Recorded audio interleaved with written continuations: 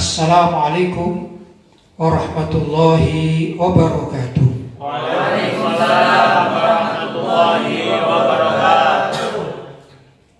Alhamdulillah, wassalatu wassalamu ala rasulillah Sayyidina Muhammad ibn Abdullah wa ala alihi wa sahbihi wa man walah, wa la hawla wa la quwwata illa billah, amma ba'd. Ikhwani rahimakumullah, alhamdulillah, malam hari ini kita masih dipertemukan oleh Allah Subhanahu wa taala dan kita bisa melaksanakan kewajiban kita di dalam menghidupkan bulan suci Ramadan. Mudah-mudahan seperti sebelum-sebelumnya kita senantiasa diberi kesehatan oleh Allah Subhanahu wa taala, diberi pertolongan dan perlindungan agar kita bisa mencari pahala sebanyak-banyaknya pada bulan suci Ramadan yang itu memang dianjurkan di dalam syariat. Ya ikhwan, dengan kita hadir dalam majlis taklim seperti ini juga termasuk amalia yang sangat dianjurkan di bulan suci Ramadan ya. Hadir majlis taklim itu macam-macam, ilmu juga macam-macam ya. Macamnya ilmu itu kan banyak. Ilmu yang bersumber dari Al-Quran misalnya. Maka kalau kita bicara Al-Quran, macam-macam juga ilmunya ini, ya dah. Mulai dari cara membaca Al-Quran, kan gitu ya, ini ilmu tersendiri. Tajwidul Quran, melakukan Al-Quran, ya, tafsirul Quran, ulumul Quran. Nanti juga masih tentang bacaan-bacaan seperti qiraah sam'iyah dan lain sebagainya. Ini bagian-bagian dari ilmu Al-Quran, itu masih banyak. Hifdzul Quran, ya masih banyak ya. Kalau kita bicara hadis juga demikian. Nah, dari mempelajari sanad hadis, matanya hadis, menghafalkan hadis, menerjemahkan hadis, memahami hadis, mengambil dalil-dalil dari hadis. Walhasil Al-Quran dan hadis ini luar biasa, termasuk salah satu dari sekian banyak ilmu-ilmu yang kita perlu untuk mempelajarinya.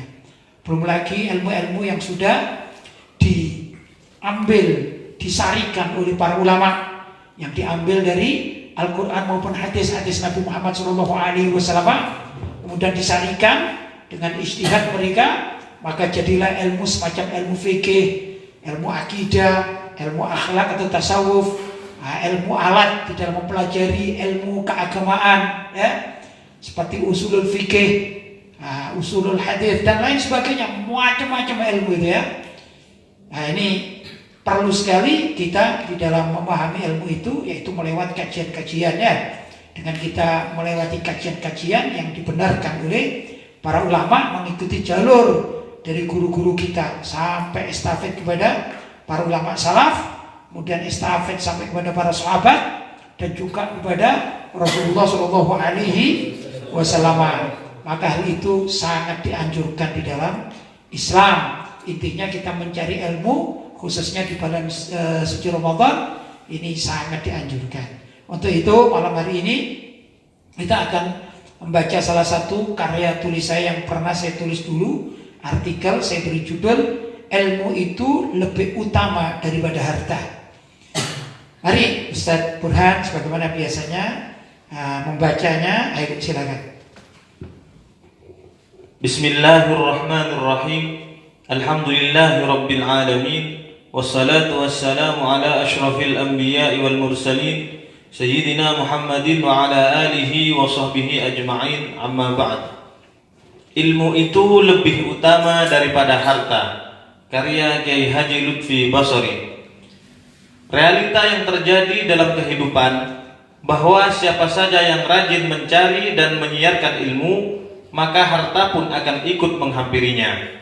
Namun siapa saja yang hanya memburu harta, maka tidak serta-merta dihampiri oleh ilmu. Ya, kenyataan di masyarakat ini ya. Dan itu bukan berarti kenyataan di masyarakat gak ada hubungannya dengan Allah, tidak. Pasti Allah mempunyai andil besar di dalam bab yang semacam demikian. Apa itu?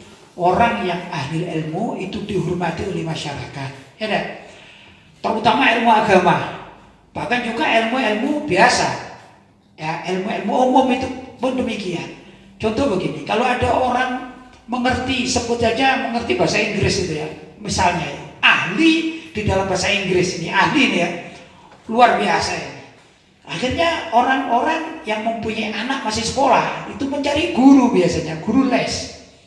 Nah, orang yang mengerti bahasa Inggris dianggap ahli di kampungnya atau di desanya itu akan dipanggil, ya kan?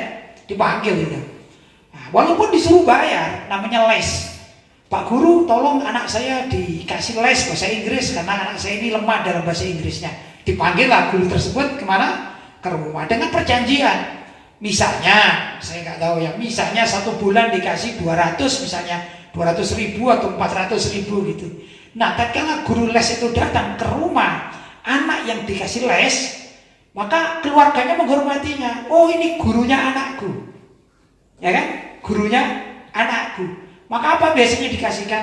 Ya minuman, kan gitu. Kalau ada snack dikasih snack. Padahal perjanjiannya tidak begitu kan? Perjanjiannya misalnya 1 minggu atau 1 bulan sekali membayar sebanyak 400 atau 500.000 misalnya. Itu perjanjian, ya kan? Loh, kalau perjanjian itu sang guru ini dianggap jual jasa, jual ilmu. Boleh atau tidak boleh? Boleh, apalagi les bahasa Inggris dan terjadi di masyarakat. Bukan itunya yang saya maksudkan. Tapi dengan ilmu, walaupun itu ilmu bahasa Inggris atau apa saja, biasanya matematika gitu kan biasanya. Nah, ada sisi lain. Apa itu? Keluarga dari anak yang les tersebut akan menghormati sang guru itu. Termasuk juga misalnya kalau ada acara-acara diingat, oh ini kasihkan gurumu. Guru apa? Les bahasa Inggris, les matematika. Ini artinya orang yang tidak bicara agamanya, orang mengerti ilmu itu akan terhormat di masyarakat, ya enggak? Dan kalau sudah terhormat di masyarakat, maka harta atau kenikmatan atau apa saja, fasilitas, ya itu akan mudah didapatkan. Ini luar biasa. Apalagi kalau yang dicari atau didalami adalah ilmu agama, ya enggak? Kita melihatlah, masya Allah, masyarakat ini antusias sekali kalau menghormati ulama-ulama kita. Ada yang datang dari luar negeri kita hormati, ya enggak? Kita sediakan fasilitas, bahkan juga hotel, kemudian penginapan, ya, entah itu macam-macam juga apa namanya, mobil untuk transportasi. Itu kan sering demikian ya. Kita tahu sendiri dengan mata kepala sendiri, dan mungkin juga kita pengalaman. Kalau saya juga punya pengalaman begitu ya. Kalau saya misalnya diundang ke luar kota atau apa, itu dihormati oleh masyarakat. Bukan lantaran apa gitu, ya lantaran ilmu yang kita sampaikan. Ya, itu namanya apa? Ilmu itu kalau kita mempunyainya maka dunia akan ikut. Ya, tapi kalau seseorang itu mencari harta, itu nggak semuanya langsung dihormati begitu. Orang kaya itu nggak langsung. Paling-paling yang menghormati itu orang yang mendapatkan ceperan dari orang tersebut. Ya, sangat berbeda. Ya, sangat berbeda dengan ahli ilmi. Ahlul mal, orang yang punya harta, dengan ahlul ilmi jauh lebih mulia ahlul ilmi. Begitu yang saya pahami. Silakan Ustaz. Orang yang berilmu itu umumnya sangat dihormati oleh kalangan orang-orang yang berharta. Berapa banyak kaum hartawan yang jatuh hati kepada orang-orang yang berilmu, bahkan bersedia memfasilitasi segala kebutuhan orang-orang yang berilmu, dengan tujuan agar mereka itu dapat mengembangkan keilmuannya yang lebih luas, hingga lebih bermanfaat untuk masyarakat umum. Ya, saya punya pengalaman pribadi yang sering semacam demikian ya. Banyak, masya Allah, terima kasih pada orang kaya itu ya, yang menghormati. Waktu saya diundang untuk dakwah, safari dakwah, itu banyak sekali yang memfasilitasi saya. Ini kan pengalaman pribadi namanya, tapi sesuai dengan apa yang disampaikan ya, dalam keilmuan gitu. Dan ada juga orang yang masya Allah, ya saya tidak menyebut namanya, itu punya mobil yang sangat bagus ini. Punya mobil sangat bagus. Saya ini pergi ke suatu tempat, kota ini ya, kota besar itu. Beliau ini menetap di kota yang lain, kota besar lainnya gitu ya. Dan perjalanannya ini nggak cuma 1 kilo, 2 kilo gitu ya. Mungkin bisa sampai 500 kilo barangkali begitu. Atau ya kurang lebih lah. Nah, saya datang di kota, sebut aja misalnya Malang dengan Jogja gitu ya. Orangnya ini menetap di Jogja. Nah, saya dakwah pergi ke Malang, misalnya gitu. Itu sama orangnya ini, masya Allah, terima kasih kepada beliau. Katanya begini, Pak Kiai, saya punya mobil ini khusus untuk dakwanya Pak Kiai, dikirim dari Jogja ke Malang untuk saya pakai berdakwah. Luar biasa, itu penghormatan. Padahal saya tidak pernah minta penghormatan dari beliau, tapi beliau itu cinta ilmu. Kata beliau, saya kan tidak punya ilmu banyak, tapi saya mencintai orang yang punya ilmu. Begitu luar biasa. Jadi para ulama yang mengajarkan ilmu kepada masyarakat, kemudian dianggap manfaat oleh masyarakat, maka di kalangan masyarakat itu ada orang-orang yang mempunyai harta, ya. Maka orang-orang yang mempunyai harta yang cinta pada ilmu itu memberikan fasilitas kepada para ulama, dan ini saya lihat sendiri di mana-mana gitu ya. Saya pun kalau lagi punya sedikit harta atau rezeki gitu ya, kalau ada tokoh-tokoh yang datang, ya gimana caranya saya bisa menghormati mereka, kan begitu ya. Apalagi kalau tokoh-tokoh itu saya anggap bahwa ini adalah guru utama atau orang-orang alim, maka kita ikut kadang-kadang kepada mereka-mereka ini. Biar apa? Ingin dapat barokah. Nah, kita ingin dapat barokah dengan apa? Apa yang kita berikan? Ya dah, walaupun itu sedikit atau saya punya kenalan, walaupun cuma menegokan. Nah, saya punya kenalan villa di sana. Bagaimana kalau Syekh Fulan atau orang alim ini menginap di sana? Kemudian biasanya orang-orang adil khair yang punya villa, punya hotel, punya tempat penginapan yang bagus-bagus, ya silakan, kami senang. Kalau villa kami, hotel kami, rumah kami ditempati orang-orang berilmu karena ingin ngalap barokah. Itu begitu realita di masyarakat. Silakan Ustaz. Kalangan orang yang berharta akan menjadi mulia jika mereka mau berkhidmat, membantu dan mendampingi kebutuhan hidup orang-orang yang berilmu. Sedangkan jika mereka menjauhi orang-orang berilmu, maka seringkali hartanya itu akan mencelakakan diri mereka. Karena keberkahan harta itu dicabut oleh Allah Subhanahu wa Ta'ala. Ya, saya banyak tahu ya, banyak pengalaman. Jadi orang-orang yang Masya Allah diberi oleh Allah SWT harta, itu kalau mereka mendekati orang-orang yang berilmu, ya, kemudian minta doa, maka hartanya akan lebih, akan barokah. Tapi biasanya orang yang punya harta dan pelit, gitu ya, pelit kepada para santri pelit, ya, kepada orang cari ilmu pelit, kepada jamaah majelis taklim pelit, kepada ulama pelit, gitu ya. Itu biasanya ilmunya, hartanya itu akan berkurang, akan banyak, ada saja masalah, yang terlilit utang, yang dikejar debt kolektor dan lain sebagainya. Ya kan itu Sayyidina Ali bin Abi Thalib radhiyallahu taala juga mengatakan al-ilmu, ya, al-ilmu khairun minal mal wal ilmu yahrusuka wa anta tahrusul mal. Kata Sayyidina Ali bin Abi Thalib, ilmu itu jauh lebih baik dan lebih mulia daripada harta. Ilmu itu akan menjaga dirimu. Tapi kalau harta, maka engkau akan menjaganya. Kalau engkau mengumpulkan harta, maka engkau menjaga harta tersebut. Tapi kalau engkau mengumpulkan ilmu, maka ilmu itu akan menjagamu. Dan ini nyata sekali ya. Di antara dari ilmu yang menjaga kita ya tadi itu, kita kadang-kadang mempunyai ilmu walaupun tidak banyak sekali, tapi kita bisa menyampaikan ilmu kita di tengah masyarakat. Maka masyarakat akan menjaga kita. Karena apa? Kitanya dianggap punya ilmu. Ya dah. Coba lihat di beberapa tempat ini, Masya Allah, ada orang-orang atau yang ikhlas-ikhlas gitu ya.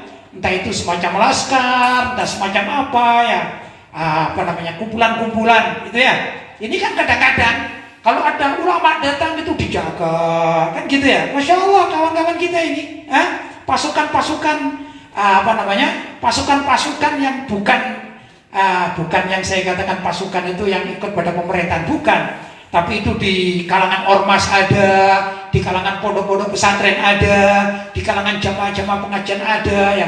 Mereka itu ikhlas menjaga ulama atau kiainya atau habibnya yang hadir di tempat situ dengan menjaga sedemikian rupa, ya dah. Bahkan kadang-kadang hujan, angin, panas, mereka tetap menjaga itu. Ini luar biasa. Kenapa? Karena yang dijaga ini ahlul ilmi. Dikatakan al-ilmu al-ilmu yahrusuka. Ilmu itu menjaga dirimu walaupun lewat beberapa pihak, kan gitu kan. Tapi kalau engkau mengumpulkan harta, maka apa? Engkau misalnya punya motor saja harus engkau kunci biar tidak diambil maling, ya. Tapi kalau ilmu kita bisa nggak diambil maling? Nggak bisa, ya. Kalau harta kita bisa dirampok, bisa dicuri, bisa. Kalau ilmu kita nggak bisa, betul ya? Baik, silakan Ustaz. Berapa banyak orang-orang yang berharta namun mereka mengakhiri hidupnya di dalam penjara? Ya, Orang yang berharta seringkali ada di antara mereka ini mengakhiri hidupnya di dalam penjara. Kenapa? Macam-macam, ada yang korupsi, sudah punya harta, cari kedudukan, akhirnya nggak tahu halal dan haram, akhirnya dia korupsi, setelah korupsi ketahuan masuk penjara, gitu ya. Itu satu. Kedua, nggak demikian. Ada orang berharta ini, misalnya hartanya saya katakan 1 miliar, dia merasa kurang, akhirnya dia berani untuk pinjam ke bank misalnya ya, ke bank. Nah, saya akan beli rumah ini atau apa saja lah ya, barang-barang yang lebih mahal yang harganya 2 miliar misalnya. Akhirnya dia pinjam uang di bank, tapi pailit, lama-lama apa? Sudah terlilit hutang, lama-lama dia itu nipu sana nipu sini, akhirnya masuk penjara, ketangkep. Ada kan begitu? Ya, ini kan ya naudzubillah min dzalik kan begitu. Maka itu kalau orang berilmu dan dia benar-benar menghormati ilmunya, bukan dia mempunyai ilmu untuk cari harta, biasanya lebih aman, lebih selamat. Ya, begitu. Nah, karena itu apa yang dikatakan Sayyidina Ali bin Abi Thalib memang ada kebenarannya ya, bahwa kalau kita mempunyai ilmu maka ilmu itu akan menjaga kita, tapi kalau kita mempunyai banyak harta, seringkali kita yang harus menjaga harta. Bahkan kadang-kadang harta itu mencelakakan diri kita. Itu baru di dunia. Ya, kalau kita punya ilmu sebanyak apapun ilmu, itu nggak dihitung zakatnya berapa, sudah mengeluarkan apa belum, nggak dihitung. Selagi kita sudah mengajarkan ilmu selesai. Ya, tapi kalau kita punya harta, semakin banyak hartanya, kita perlu hitung-hitungan zakat. Kalau zakat kita lupakan, ini urusan akhirat, bisa masuk neraka ini kalau nggak keluarkan zakat. Ya, bahkan sampai dimana di akhirat pun ini orang berharta dikejar-kejar harta. Jadi orang berharta dikejar-kejar harta, dan kalau tidak bisa menyelesaikan urusan dengan hartanya, bisa masuk penjara di akhirat alias neraka. Naudzubillah min dzalik. Silakan Ustaz. Sayyidina Ali radhiyallahu anhu berkata, ilmu lebih utama daripada harta dari 7 sisi. Pertama, ilmu adalah warisan para nabi, sedangkan harta adalah warisan dari para penguasa. Ya, ini Sayyidina Ali bin Abi Thalib lagi ya. Kata beliau, yang pertama, ilmu adalah warisan para nabi. Alhamdulillah kalian belajar ilmu di pesantren ya, dan juga orang-orang ahli majelis taklim suka belajar ilmu di majelis-majelis taklim ya. Ini termasuk warisan para nabi, luar biasa. Sedangkan yang namanya harta itu adalah warisan penguasa, ya, penguasa uang, penguasa harta, kan begitu. Lanjut Ustaz. Kedua, ilmu tidak akan berkurang ketika diajarkan kepada orang lain, sedangkan harta dapat berkurang jika diberikan kepada orang lain. Ya, kalau kita bicara materinya ya, kalau ilmu itu diberikan kepada orang lain, kita semakin mantap. Saya katakan misalnya saja saya ini misalnya semula tidak hafal surat Al-Ikhlas, misalnya tidak hafal saya. Ada Ustaz tadi minta ngaji, wah Pak Kiai saya minta ngaji surat Al-Ikhlas. Baik, pertama saya membaca Bismillahirrahmanirrahim, dia ikut ya. Qul huwallahu ahad, Allahus samad, lam yalid wa lam yulad wa lam yakul lahu kufuwan ahad. Ini Ustaz tadinya ngikuti. Kurang Ustaz lagi.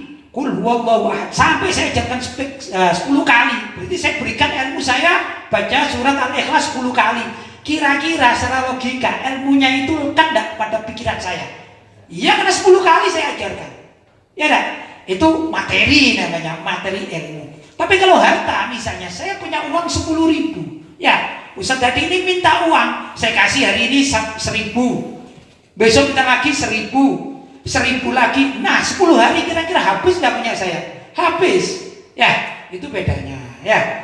Walaupun kita mengatakan ada harta yang bisa kita bawa mati, yaitu harta yang disedekahkan, itu bisa kita bawa mati, maksudnya pahala harta yang disedekahkan. Tapi kalau dari materi, maka materi itu harta akan habis kalau diberikan kepada orang, sedangkan ilmu diberikan kepada orang akan semakin bertambah, luar biasa. Silakan Ustaz. Ketiga, harta membutuhkan penjaga, sedangkan ilmu akan menjaga pemiliknya. Ya, ini tadi sudah saya terangkan ya, apa yang katakan oleh Sayyidina Ali bin Abi Thalib ya. Kalau kita punya harta termasuk rumah itu semakin besar, kita semakin tambah pusing ya jaganya. Maka rumah-rumah besar punya pejabat, punya artis, punya apa saja itu biasanya sampai bayar satpam. Ya, itu pun kita juga mengeluarkan harta untuk satpamnya kan gitu. Tapi kalau kita punya ilmu, semakin banyak ilmu, semakin banyak itu banyak orang menjaga kita tanpa kita harus bayar karena ilmunya yang menjaga kita. Itu biasanya demikian. Jelas ya? Silakan Ustaz. Keempat, jika seorang meninggal dunia, maka hartanya tidak akan mengikutinya, tetapi ilmu yang akan mengikutinya sampai ke dalam kubur. Ya, ini kita tidak bicara pahala sedekah, tapi hartanya, maksudnya materi harta. Ini materi harta ya. Ini materi. Kalau ini misalnya emas, ya, saya mempunyai emas, ya, ini misalnya berapa kilo ini? Setengah kilo emas, bukan banyak setengah kilo ya, luar biasa. Kalau saya mati, untuk siapa ini emas ini? Untuk ahli waris. Saya tidak ikut-ikut. Saya bahkan ngumpulkan, dapat emas segini. Terus saya mati. Kira-kira saya bawa ke kuburan gini? Ya enggak. Ya enggak. Yang jelas untuk apa? Untuk ahli waris. Itu ahli waris kalau mengerti ilmu, Masya Allah dibagi dengan benar ini. Tapi ahli waris yang tidak mengerti ilmu jadi rebutan. Ya enggak? Bahkan bisa jadi musuhan kalau tidak ngerti ilmu. Bisa menyiksa saya yang mengumpulkan uangnya kan gitu ya. Kalau ahli warisnya tidak mengerti ilmu. Yang memiliki ini ya sengsara juga. Kenapa? Kan dibagi-bagi. Tapi misalnya kalau ini disedekahkan, wah ini emas 1 kilo saya sedekahkan, Ustaz tadi mau bangun masjid ya, iya ini kasih Ustaz bangun, nah itu masih lumayan pahala dari nilai emas setengah kilo bisa bikin masjid. Kalau masjidnya dimanfaatkan oleh orang banyak, maka harta saya masih bisa ikut saya ke kuburan, tapi bukan hartanya, bukan materinya, tapi apanya? Pahalanya, ya dah. Nah kita membahas di sini adalah materinya ini loh. Zatnya ini loh, zat itu zat barang atau kekayaan tidak akan ikut ke kuburan. Apa sih kita bawa ke kuburan? Pertama, kita beli tanah. Ya syukur-syukur kalau uang kita sendiri. Kadang-kadang kita diberikan saudara-saudara kita tanah. Berapa Ustaz? Cuman semeter lawan 2 meter. Apanya? Panjangnya, tingginya sebut aja 1,5 meter. Itu hak kita, milik kita yang kita tempati tidur. Kemudian apa yang dibawa? Kain kafan. Ya dah, cuman itu kan. Nah, beda kalau ilmu. Semakin kita banyak ilmu, maka ilmu kita ini kita bawa mati. Bahkan kita akan mengenang, ya dah, mengenang atau dikenang oleh banyak orang tatkala ilmu kita ini kita bawa mati, tapi masih melekat pada orang-orang yang menjadi apa ya, mempelajari ilmu kita tatkala di dunia. Syekh Fulan. Ini hari apa Ustaz? Hari Rabu, insya Allah hari Jumat ya. Hari Jumat mendatang itu kan kita akan bikin haul untuk Abu Yazid Muhammad bin Alwi Al-Maliki, guru saya yang ada di Mekah. Beliau orang alim. Maka di situ saya mengenangnya, gimana keilmuan beliau, kan begitu ya. Itu pertama. Yang kedua, saya juga akan melaksanakan di tempat ini live streaming juga, yaitu peringatan 40 hari dari wafatnya Ayahanda Ki Basri Alawi. Beliau ahli ilmu, maka saya bisa menceritakan dan murid-muridnya juga menceritakan bagaimana keahlian beliau di dalam Al-Quran. Ikut itu bisa dan diikuti. Sekian banyak murid-muridnya ya dari beliau berdua ini mengenang mereka, mengenang beliau berdua. Itu namanya ilmunya walaupun dibawa mati tapi masih lekat pada orang-orang yang mencintainya. Luar biasa. Mau direbut ya, mau rebutan apa? Rebutan ilmu. Misalnya gimana? Misalnya Ustaz tadi ini merebut ilmunya Abu Yazid Muhammad bin Al-Maliki. Gimana caranya? Ya belajar pada saya murid beliau kan gitu. Pokoknya bagi saya mau belajar sanad yang sampai pada Abu Yazid Muhammad Al-Maliki. Saya kasihkan. Kira-kira ilmu saya kasihkan hilang atau enggak? Enggak hilang. Direbut sama Ustaz tadi tambah bertambah. Luar biasa. Tapi kalau harta tadi ini ya dah, andai kata dibuat rebutan antara Ustaz tadi dengan Ustaz Burhan, kira-kira bagaimana ini? Bisa habis. Nah ini bedanya. Jelas ya? Lanjut Ustaz. Kelima, harta dapat diperoleh bagi seorang mukmin maupun orang kafir. Sedangkan ilmu manfaat tidak dapat diperoleh kecuali oleh seorang muslim. Ya, kita bicara ilmu agama ya, ilmu agama Islam yang barokah maksudnya ya. Kalau harta kata Sayyidina Ali itu bisa diperoleh oleh siapa saja, orang mukmin ya dapat harta kalau dia mencarinya, orang kafir pun ya dapat harta kalau dia mencarinya, ya dah. Tapi ya sebatas itu dinikmati di dunia. Kalaupun dua-duanya ini ternyata mempunyai harta yang banyak, baik si mukmin maupun si kafir, ya sudah dinikmati di dunia. Ya, tergantung dari bagaimana menghabiskan hartanya tersebut. Kalau si mukmin menghabiskan hartanya di samping dimakan sendiri untuk keluarganya, kemudian disalurkan ke tempat-tempat yang baik, ya untuk sedekah, ya itu hartanya akan dibawa mati. Tapi orang kafir sama sekali, walaupun dia sedekah ke masjid nggak dihitung oleh Allah SWT, dia tetap termasuk ahli dunia.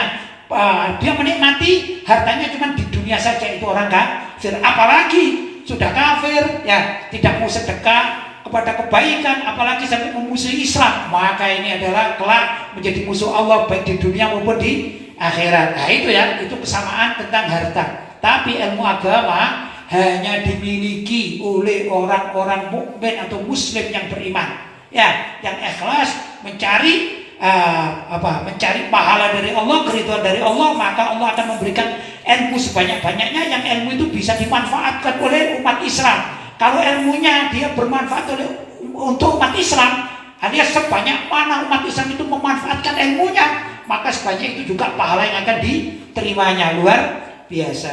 Lanjut Ustaz. Keenam, semua orang membutuhkan seorang alim dalam agama mereka, tetapi tidak semua mereka membutuhkan seorang yang berharta.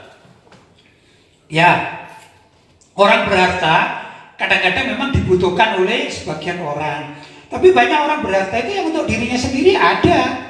Dia hanya menggaji pegawainya yang bekerja, habis itu dinikmati sendiri. Ya, dan tetangganya kadang-kadang ini orang kaya, dia tidak peduli dengan tetangganya. Ya sudah selesai, dia untuk kehidupan sendiri itu ada seperti itu. Tapi kalau orang itu alim, ya dah, baik orang kaya memerlukan dirinya. Misalnya ada orang kaya kepingin bayar zakat nggak tahu caranya, tanya kepada siapa? Pada orang alim. Bukan tanya kepada orang yang sesama punya harta, sama-sama tidak ngerti, ya kan?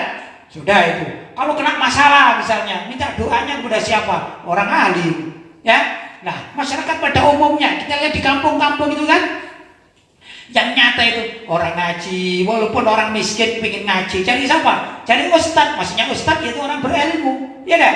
Begitu dan seterusnya. Di masyarakat pun zaman sekarang ini, zaman medsos luar biasa, alhamdulillah ya. Allah SWT menjadikan para dai-dai yang ada di medsos. Daripada terus medsosan tanpa arti, maka sebagian dari kita kadang-kadang download ceramahnya fulan, ceramahnya ini, ya dah.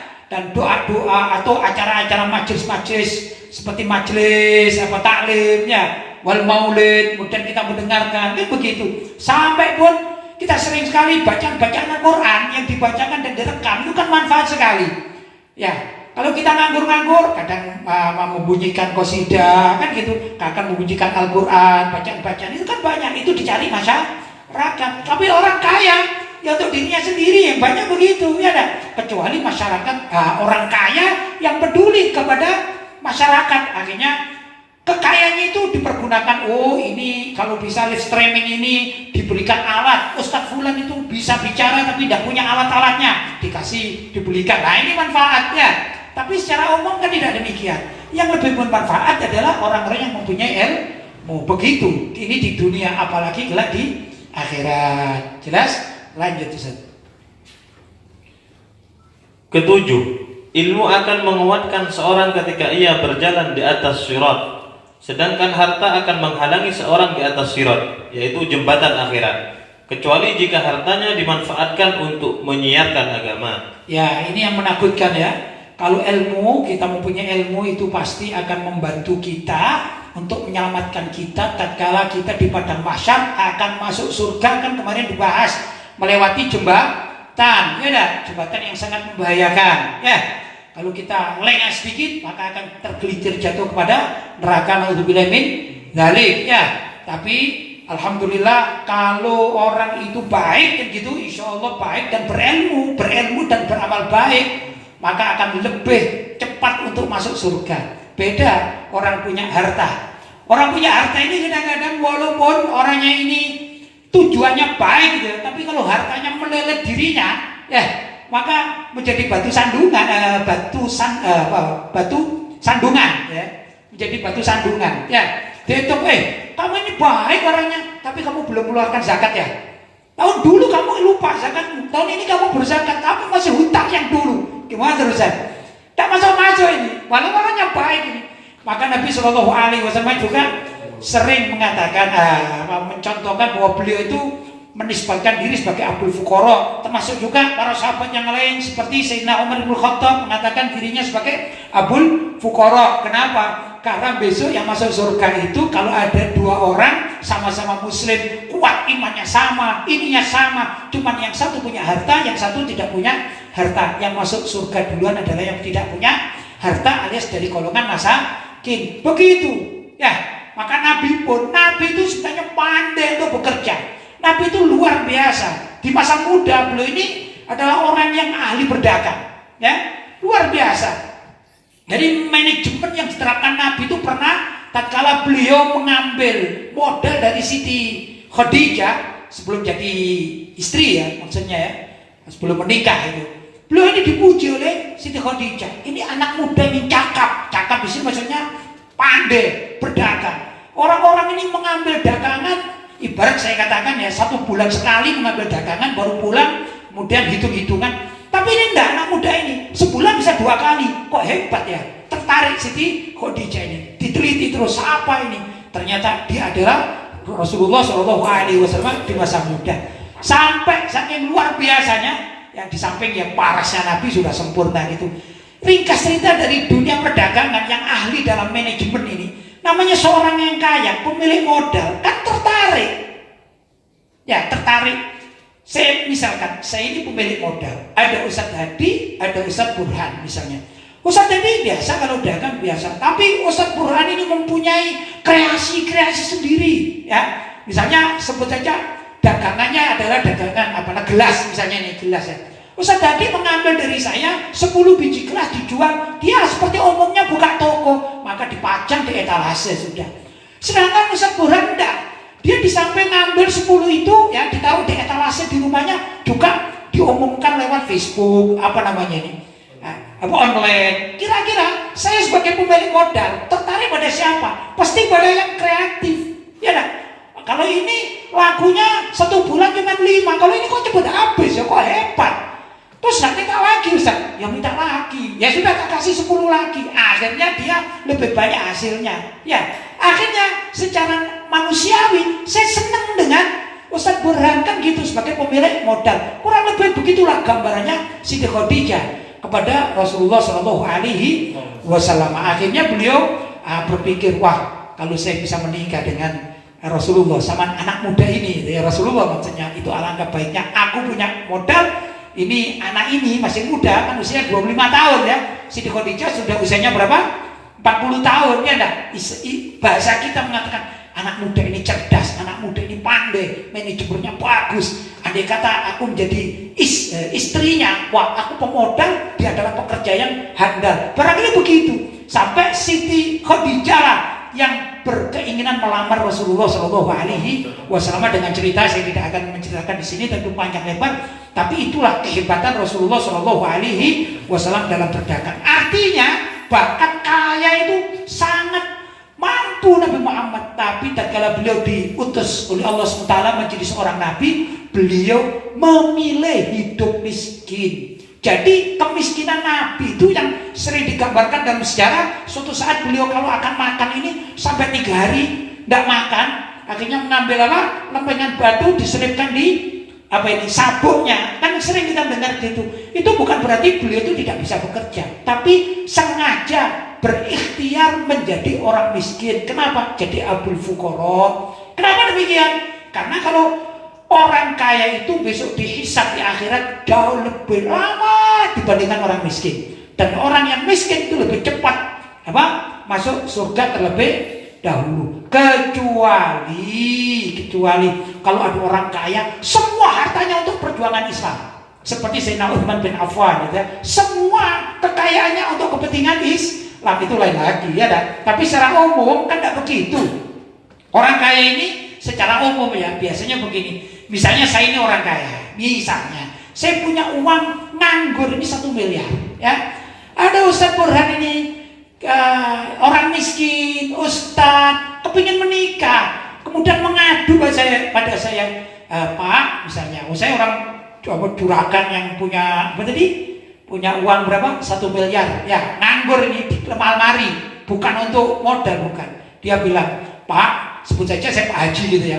Pak Haji, saya akan konsultasi, saya kepingin menikah. Ditanya, kamu dari mana? Oh, saya dari Madura. Di mana saya mondok Pak Haji? Belum punya pekerjaan, tapi saya kepingin menikah. Sudah ada calon, sudah ada. Ya sudah, saya bantu. Ya paling saya bantu 10 juta. Sudah banyak 10 juta ya. Ya enggak? 10 juta dari 1 miliar berapa ya? Apa mungkin? Ya mungkin saya cuma 1 dari 1000 orang mengatakan, saya bantu engkau dengan uang saya tadi berapa? 1 miliar. Saya kasih kau 0,5 miliar.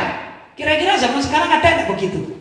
Bilang, aku ini kerja repot mulai pagi sampai sore, pagi lagi sampai sore lagi. Kamu langsung minta 0,5 miliar, kok enak kamu? Kemungkinan begitu, walaupun tidak dinyatakan seperti itu. Tapi logikanya seperti itu. Aku yang kerja, aku yang bisa ini. Ya dah.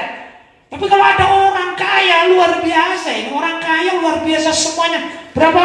Minta berapa kamu? Ya katanya orang-orang sih saya perlu uang 200 juta untuk ini.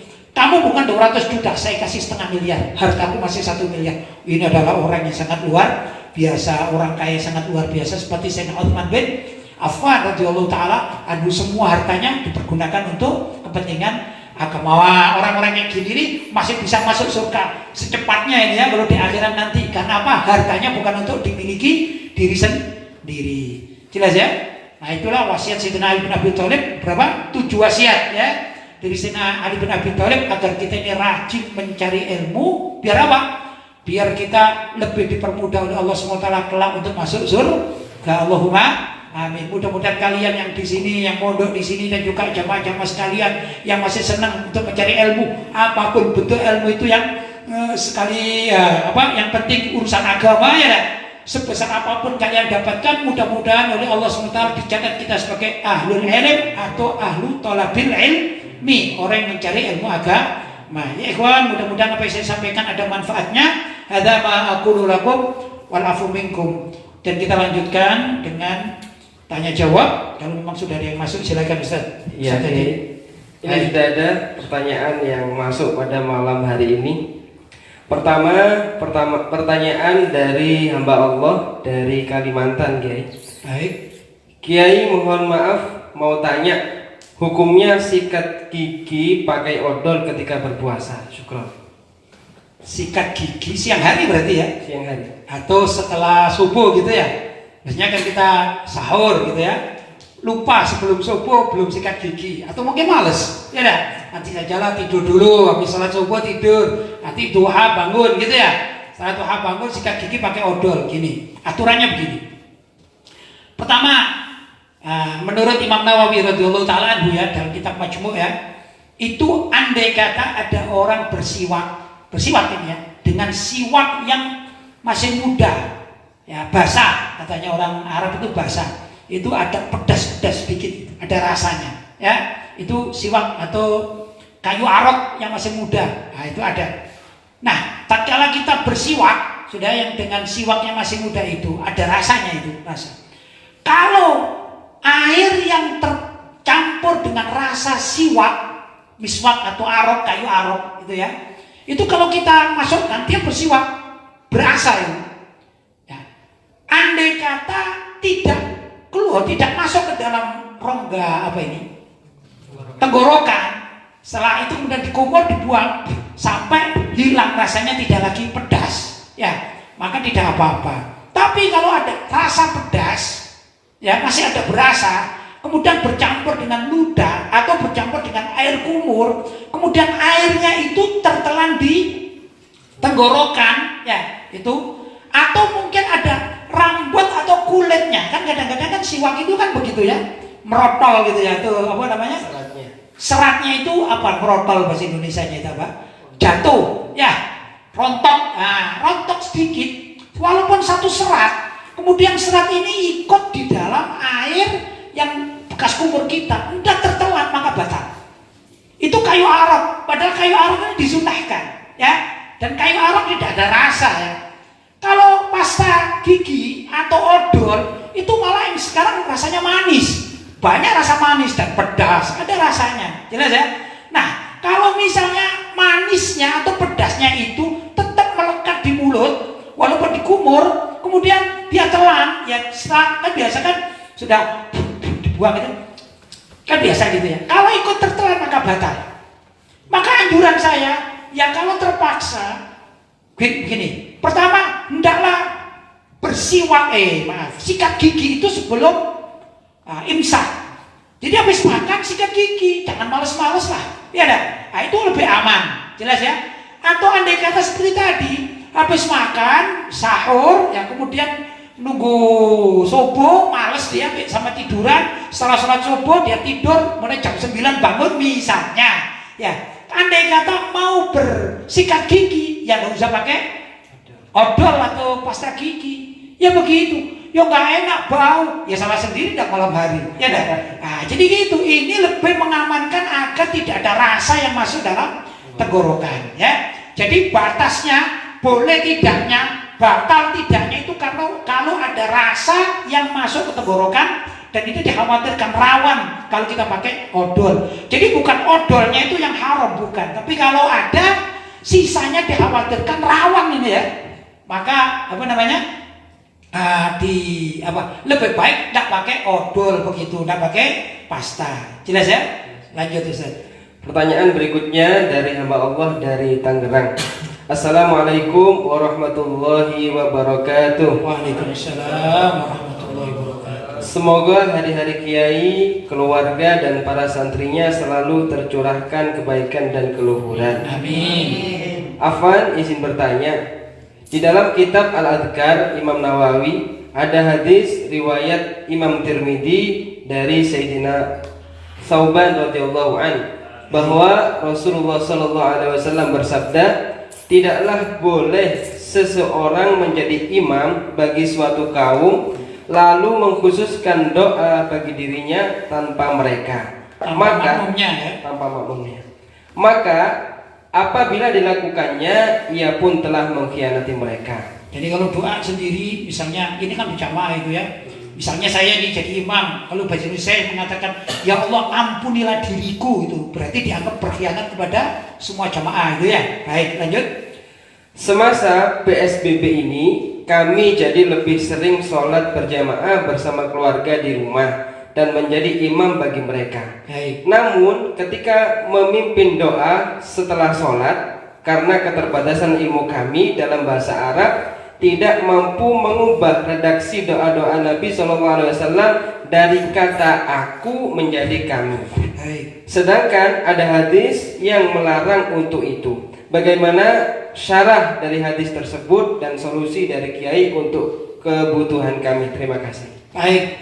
Pertama begini, kalau misalnya kalimat Rabbi zidni ilman, misalnya ya, itu kalau untuk diri sendiri, Rabbi ya Allah kan gitu, zidni berilah aku atau tambahi diriku ilman kan gitu ya, ilmu, itu berarti minta untuk diri sendiri ya.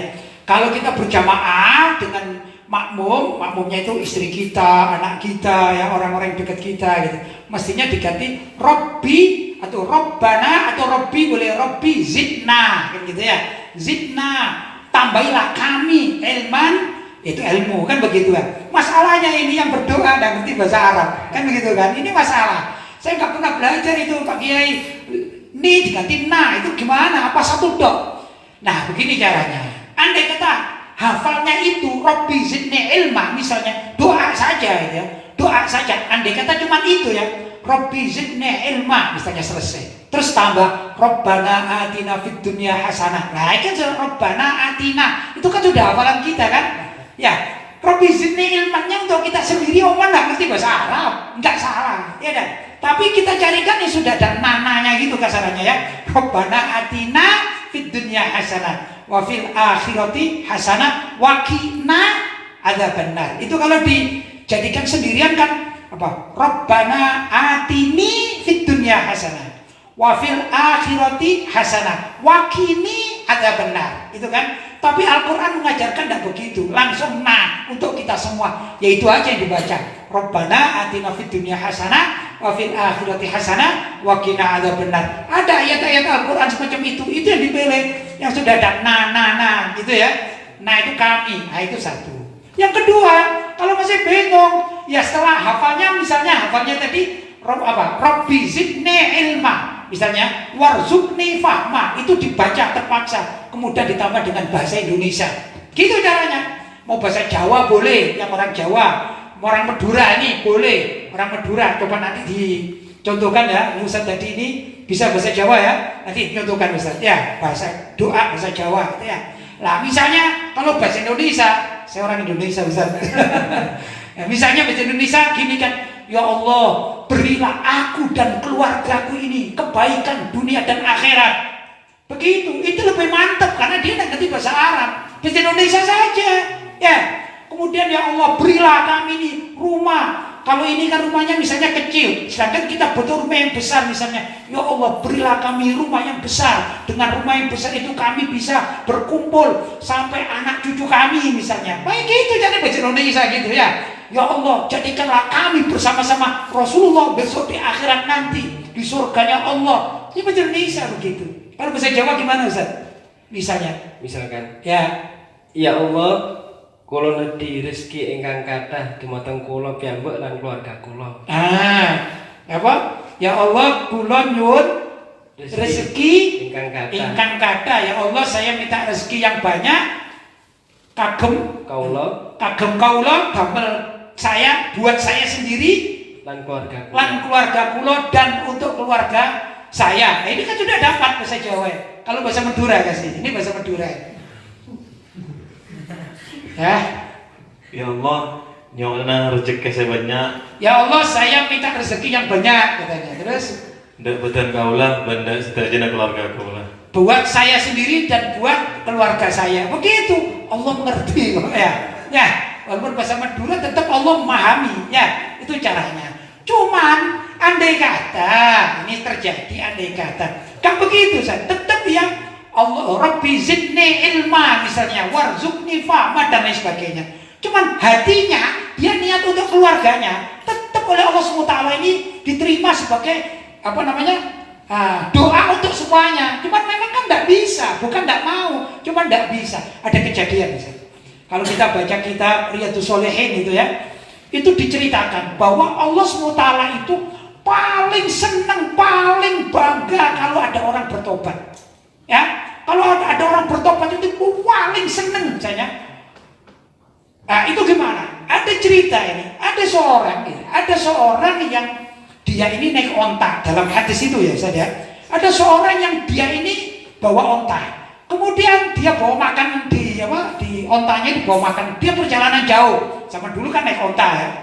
Nah, misalnya dari sini ke Surabaya lah, misalnya gitu. Tapi ini kan padang pasir kan, ya. Sudah dia jalan. Kemudian siang hari dia ini capek. Di situ ada pohon onta, pohon korma.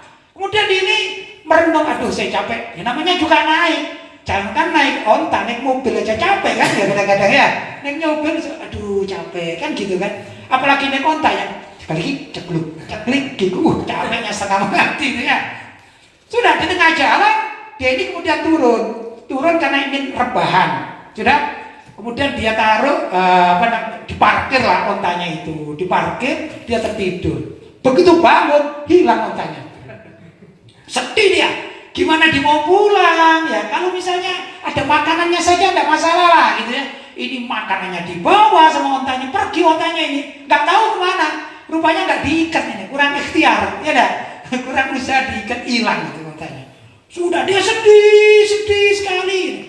Subhanallah, dalam kesedihan itu tiba-tiba sudah pokoknya sedihnya sangat itu. Cari sana, cari sini, pokoknya sudah pol-polan lah kata orang Jawa ya. Pol-polan sudah habis, kesabarannya habis sedihnya. Tiba-tiba dia duduk lagi merenung. Subhanallah Ustaz, ini ontanya datang. Ontanya datang sendirian dengan membawa ini makanannya masih utuh. Ngerti? Kira-kira senangnya bagaimana ini? Tidak jadi mati ya Bu ya.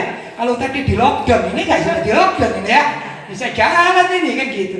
Subhanallah, akhirnya dia ambil itu ontanya, ada makannya dimakan, itu sampai dia bersyukur pada Allah. Ya alhamdulillah, ya alhamdulillah, masya Allah, terima kasih ya Allah. Terus salah ucap itu, ana rabbuk wa anta abdi. Salah ucap apa? Ana rabbuk, aku ini ya Allah Tuhanmu, wa anta, dan engkau adalah hambaku. Salah ucap. Maksudnya anta rabbi, engkau adalah Tuhanku, wa ana abduk, dan aku ini adalah hambamu. Cuman karena rasa senangnya dia berterima terima kasih ya, namanya sabkul lisan ya. Salah ucap sampai mengatakan aku adalah Tuhanmu ya Allah dan engkau adalah hambaku. Ini saking apanya, saking senengnya, gak bisa mikir itu. Itu pun loh diampuni oleh Allah. Itu pun diakui dan tidak apa-apa karena salah ucap. Ya, dalam keadaan yang senengnya luar biasa, itu ada dalam hadisnya. Apalagi dia tidak salah ucap kan, cuman salah dhamir. Misalnya mestinya Rabbi zidna ilma, dia hanya membaca Rabbi zidni ilma dan tidak sengaja. Tapi hatinya doa untuk keluarganya. Kira-kira diterima dan tetap diterima oleh Allah. Tidak masuk dalam hadis tadi itu karena memang gak paham. Ya dah. Tapi kalau paham, lain lagi nih. Jelas ya?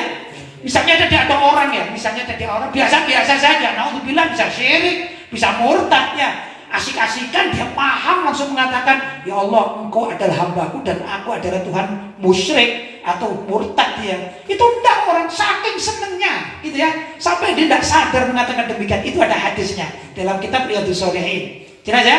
Lanjut Ustaz. Pertanyaan berikutnya Kiai dari hamba Allah dari Malang. Assalamualaikum warahmatullahi wabarakatuh. Waalaikumsalam warahmatullahi wabarakatuh. Maaf Kiai, mau tanya tentang hutang riba Kiai.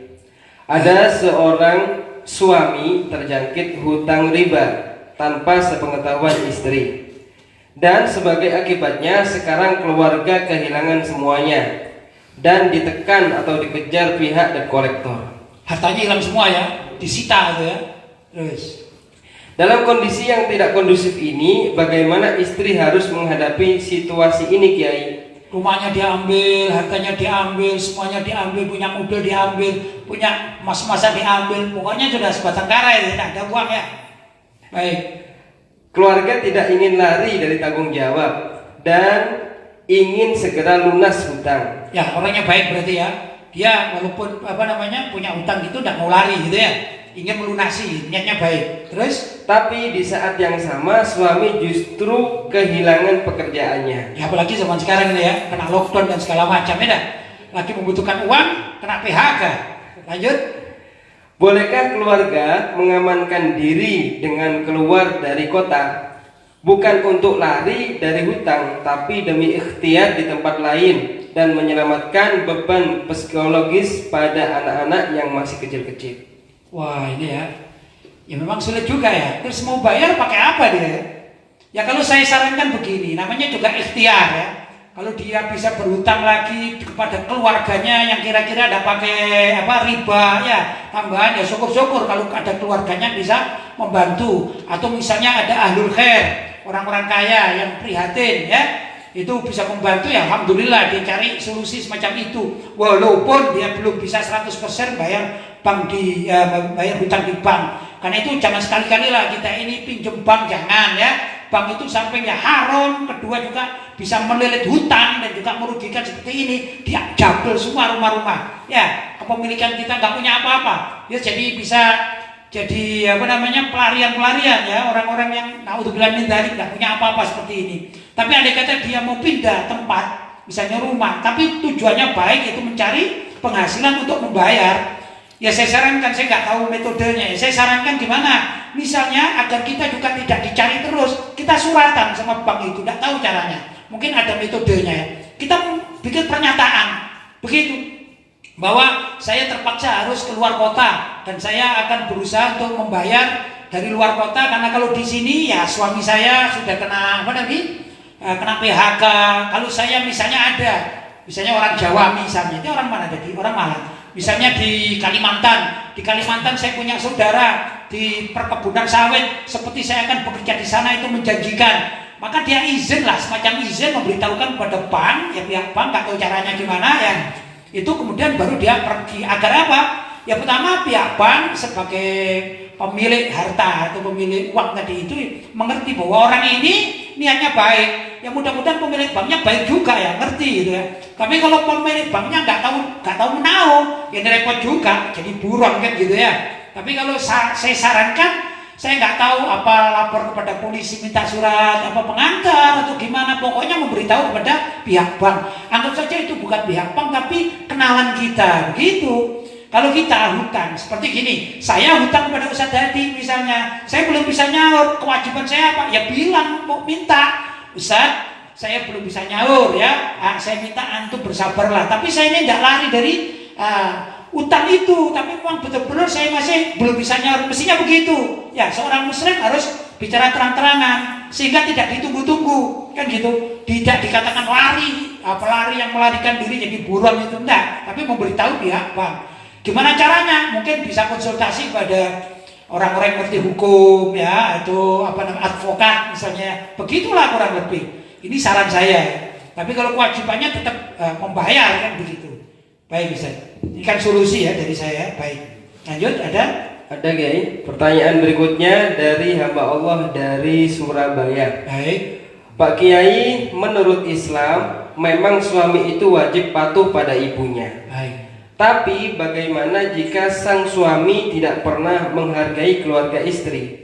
Bahkan istri dilarang bertemu keluarganya sendiri. Sampai si istri dijauhi keluarganya. Apa yang harus dilakukan oleh istri tersebut? Pertama begini ya. Mertua, ini saya masih berasumsi bahwa si ibu atau si istri itu punya orang tua ya, orang tua. Berarti si suami masih punya mertua. Maka wajib si suami itu untuk ya sowan kepada mertuanya, berhubungan kepada mertuanya, karena yang dihormati, wajib dihormati itu adalah orang tua baik kandung maupun mertua, ya enggak, orang tua dari istri. Maka kalau si suami tidak mau menghormati mertuanya, itu namanya ngajak maksiat. Apalagi melarang kamu jangan sampai ketemu sama ayahmu, sama ibumu, aku tidak suka sama ayah dan ibumu. Ini namanya ngajak maksiat. Maka dikatakan la ta'ata li makhluqin fi maksiatil khaliq. Tidak ada taat bagi atau kepada makhluk manapun untuk bermaksiat kepada Allah. Kalau si suami itu akhlaknya nggak bagus kepada mertuanya, ya dah, maka si istri boleh mencuri-curi karena karena si suami ini mengajari istrinya untuk maksiat, kan gitu kan? Maksiat apa? Yaitu memusuhi orang tuanya sendiri. Sedangkan si suami ini tidak pernah taat kepada si mertua, dosa si suami ini. Jelas ya, dosa ya. Maka dia boleh sebenarnya masih mencuri-curi dengan bagaimana caranya itu ya. Karena dia sudah diajak maksiat, maka harus keluar dari kemaksiatan tersebut. Ini kalau masih punya mertua, kan kita nggak tahu bagaimana gitu ya. Itu satu. Karena nggak boleh ya mentaati orang di dalam kemaksiatan kepada Allah SWT, nggak boleh lah. Ta'ata li makhluqin fi maksiatin khaliq. Misalnya ibunya datang, ya datang, ya gimana caranya ketemu di pasar kan?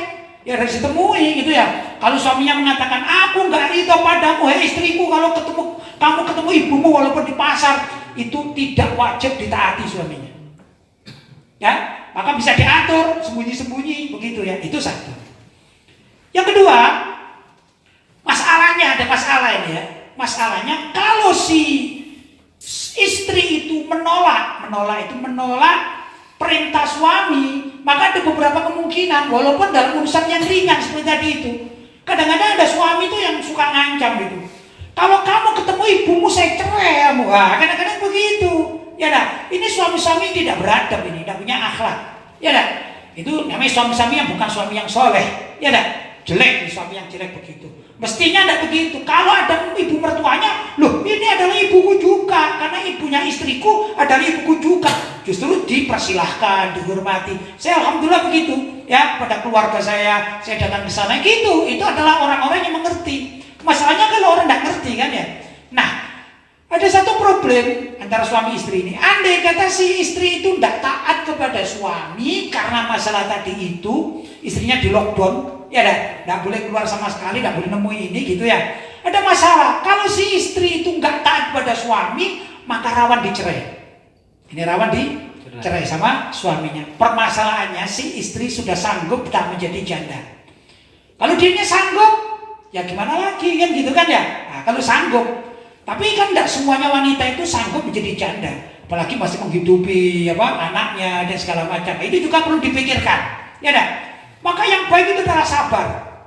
Begitu, sabar, tak usah mengeluh. Ya sudah sabar. Gimana boleh enggak? Ya sudah sabar, merem atau terpejamkan mata saja. Loh kenapa begitu? Coba ini. Istrinya Firaun bisa masuk surga, kenapa? Karena sabarnya. Padahal Fir'aunnya ini adalah penjahat yang paling jahat di dunia ini sampai ngaku jadi Tuhan. Kurang jahat apa itu? Hah? Ya, kurang jahat apa? Tapi istrinya sabar, sudah sabar-sabarnya. Akhirnya istrinya masuk surga, dianggap beriman pada Allah SWT, ya kan? Tidak mengikuti, disuruh nyembah suaminya sebagai Tuhan, tidak mau, tapi diam dia, sabar. Ya udah enak, pasti udah enak, ya kan? Makan hati katanya orang sekarang ya, istrinya makan hati, tapi dia sabar luar biasa. Akhirnya dia masuk surga karena kesabarannya.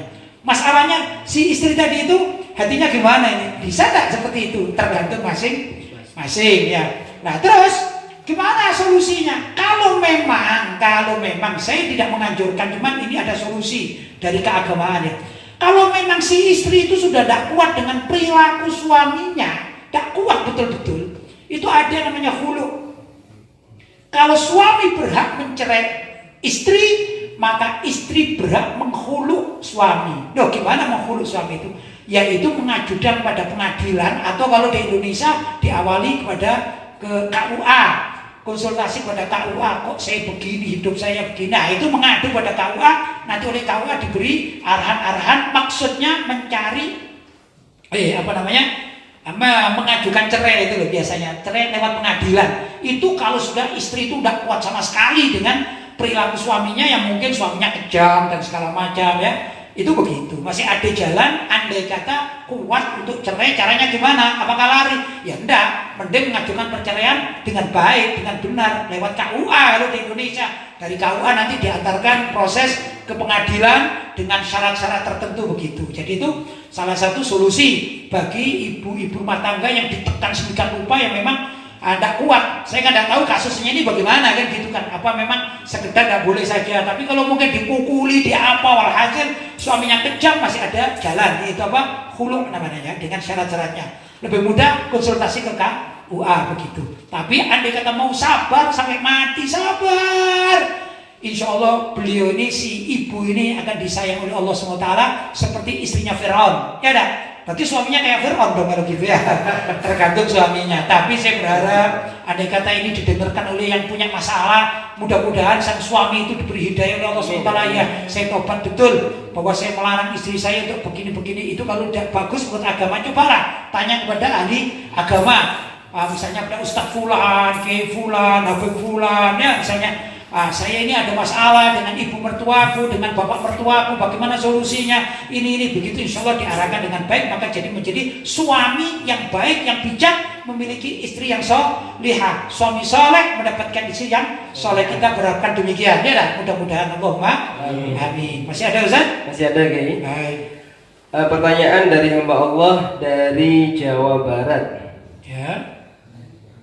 Ayah saya bernama Sunarto. Ini nyebut nama nggak apa-apa ya? Boleh. Ayah saya bernama Sunarto, mempunyai 2 istri bernama Sri dan Sunarti. Nggak tahu itu poligami atau meninggal dunia, nggak tahu ya. Pokoknya punya 2 istri gitu ya. Ya. Baik.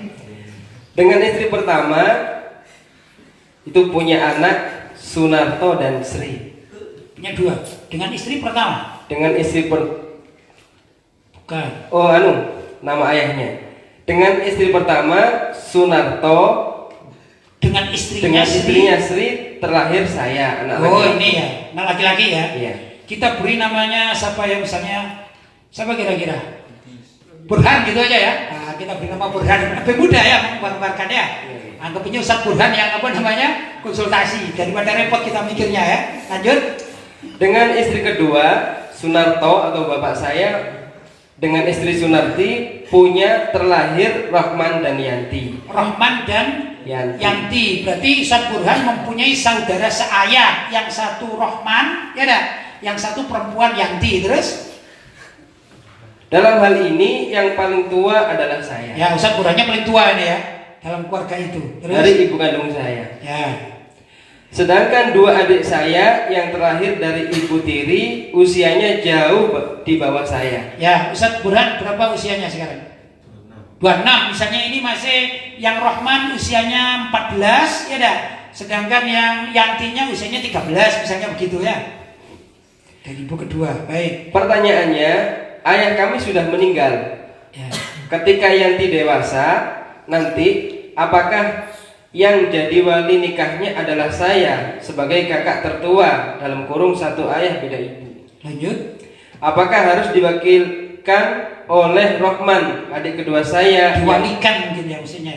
Oh iya, diwalikan. Apakah harus diwalikan oleh Rohman adik kedua saya yang sama dalam kurung dari pernikahan ayah dan ibu tiri saya? Oh ya, berarti sekandung dia ya. Kalau di dalam syariat maka wali nikah. Nah ini kita harus tahu wali nikah. Wali nikah itu dari keluarga maksudnya ya. Wali nikah yang dari keluarga yang berhak mewalikan itu pertama ayah kandung. Ini sudah wafat ya, ayah kandung. Kemudian kakek dari pihak ayah, seterusnya ke atas. Jadi kalau misalnya ayahnya Ustadz Burhan ini masih hidup ya enggak, maka boleh jadi wali kan gitu ya. Atau kakeknya mungkin masih hidup, atau kakeknya lagi buyutnya gitu ya, itu ke atas kalau masih hidup, itu yang berhak ya.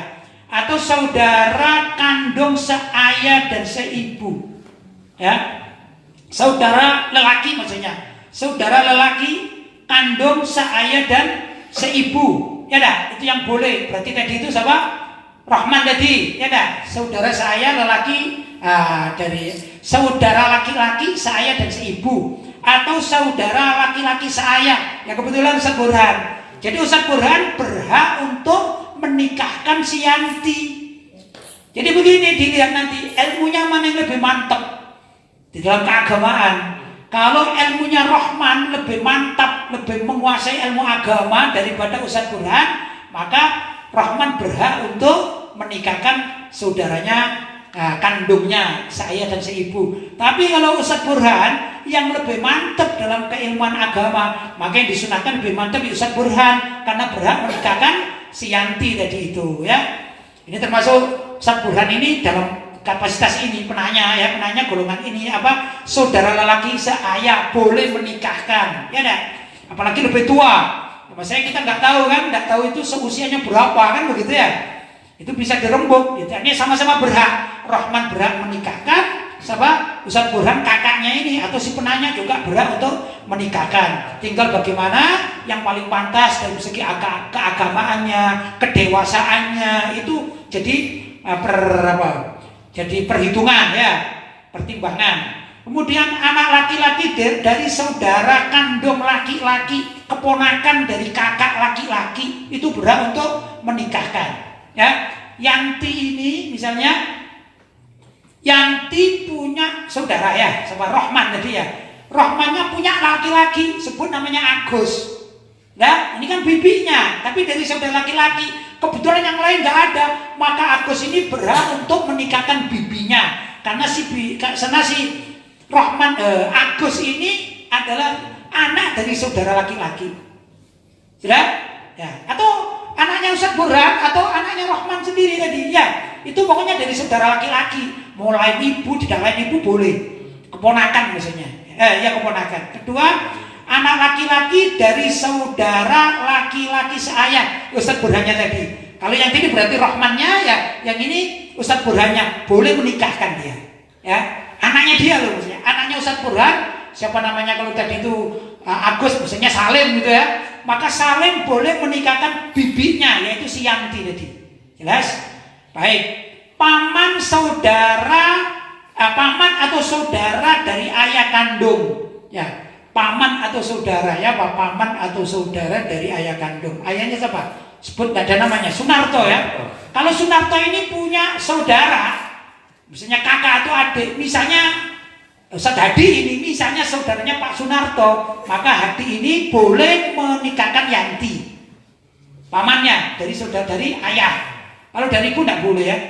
Paman dari saudara seayah ya, seperti kasusnya Ustadz Burhan ya. Tapi ini juga misalnya ini kasusnya sama, punya ibu dua gitu ya, maka boleh ya enggak, walaupun seayah saja. Begitu dan seterusnya. Tapi kalau saudara seibu itu enggak boleh ya, saudara seibu saja. Itu misalnya ya, misalnya ada seorang ibu, tadi Bu Sunarti ya, misalnya Bu Sunarti itu kawin 2 kali. Pertama bersuamikan Sunarto, kedua bersuamikan misalnya Pak siapa ya? Pak Rohim misalnya. Nah, itu namanya saudara anaknya Pak Rohim dengan si Ibu Sunarti tadi itu kalau punya anak namanya saudara seibu saja tidak boleh jadi wali. Jelas? Intinya pertanyaan tadi ini si penanya boleh mengangkatkan Yanti dari si penanya tadi itu. Yang dari mana penanya dari Jawa Barat. Jawa Barat. Jelas ya? Jelas, Kiai. Baik. Masih ada Ustaz? Sudah habis. Sudah habis? Baik, alhamdulillah, mudah-mudahan apa yang saya sampaikan ada manfaatnya. Kalau ada hal-hal yang kurang tepat, saya mohon maaf yang sebesar-besarnya. Hadza ma aqulu lakum wal afu minkum. Wassalamualaikum warahmatullahi wabarakatuh. Waalaikumsalam warahmatullahi wabarakatuh.